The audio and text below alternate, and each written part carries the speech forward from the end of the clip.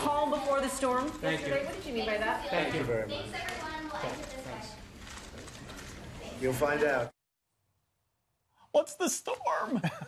Perhaps the most terrified of President Trump's incoming storm, the media. And here to discuss it and break it down for us, Harvard Law Professor Emeritus, defense attorney, and lifelong Democrat Alan Dershowitz. Professor, thanks for being here. Thank you. In the flesh. We appreciate it. All right, calm before the storm. You wrote a book called Trumped Up. You understand this president as well as anybody.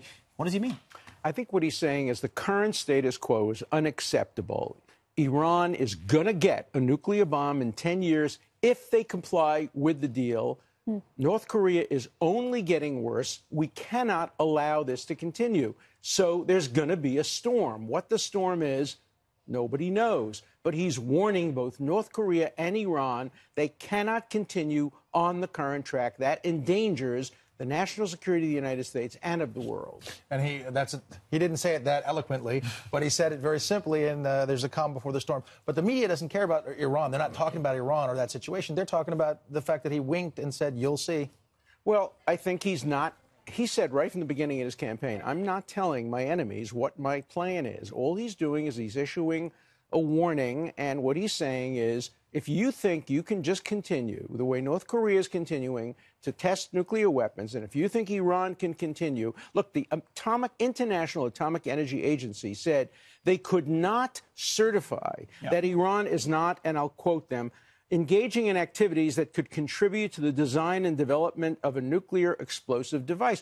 What the agency is saying is that right now, what Iran is doing is they're developing methods for creating a nuclear bomb in the 8 and 10 years. Right now, they can do anything. They can develop rockets. They can develop intercontinental ballistic missiles that have room for a nuclear warhead, but just they can't spin the centrifuges. Now, as soon as they can start spinning the centrifuges, 8, 10, 12 years, they will have an arsenal that will make North Korea seem like nothing.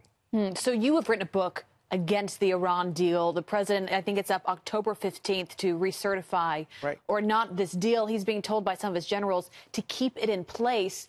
What is your advice to the president on what to do here? My advice is not to tear it up, but to renegotiate and to make sure. Remember, Iran says in the deal, quote, Iran reaffirms it will never under any circumstances try to acquire or develop nuclear weapons. We're going to stick you with that. And Congress ought to authorize the president to take whatever military action is necessary whenever, if ever, Iran tries to develop nuclear weapons. Now, that's not enough, because they may not try to develop a nuclear weapon. They may always want to be on the verge, a month away, so that we have no excuse. But that can't be allowed to continue. And so we have to renegotiate the deal to make sure they can't develop intercontinental ballistic missiles. They can't develop, as the Atomic Energy says, designs capable of being used for explosives. The president has to do that, and I think he's going to. Well, some good advice. Trumped Up, the book. It's a great one. Alan Dershowitz, great to have you with us. Thanks, Professor.